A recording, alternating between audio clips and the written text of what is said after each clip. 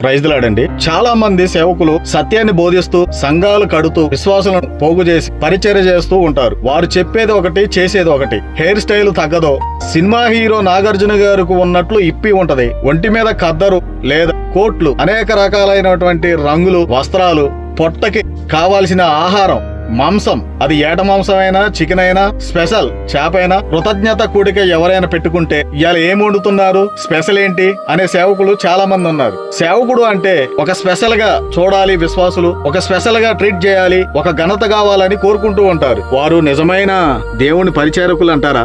సేవకులు అలా ఉంటారా? నిజమైన సేవకుడు అందరూ విశ్వాసులు తిన్న తర్వాత మిగిలినా మిగలకపోయినా తినేవాడు సేవకుడు. అందరికి కోరేసి చివరిగా సేవకుడికి పప్పు మిగిలిన లేదా పప్పు కూడా అయిపోయి పెరుగు ఉన్నా, అది కూడా అయిపోయినా కనీసం పొట్టి అన్నంలో నీళ్లు పోసుకొని ఉప్పేసుకొని ప్రశాంతంగా రాగలిగిన వాడు, మనస్ఫూర్తిగా ఆనందంతో తినగలిగిన వాడు నిజమైన సేవకుడు. అట్టి సేవకులు ఎంతమంది ఉన్నారు? మీ సంఘాలలో ఉన్నారా? కృతజ్ఞత కూడిక పెట్టుకోండి, భోజనాలు వద్దు, మీకు అంత స్తోమత లేదు, మీకు చేతనైతే ఒక టీ ఇవ్వండి, లేకపోతే అవసరం లేదు, దేవుణ్ణి వాక్యం వినిపిస్తే చాలు, మరొకటి ఏది వద్దమ్మా అని విశ్వాసులకి ఎంతమంది సేవకులు చెబుతూ ఉన్నారు? మీ సంఘాలలో మిత్రమా ఉన్నారా? సహోదరుడా, మీ సంఘాలలో ఉన్నారా? అట్టి సేవకుడిని వదులుకోకండి. Praise the lord.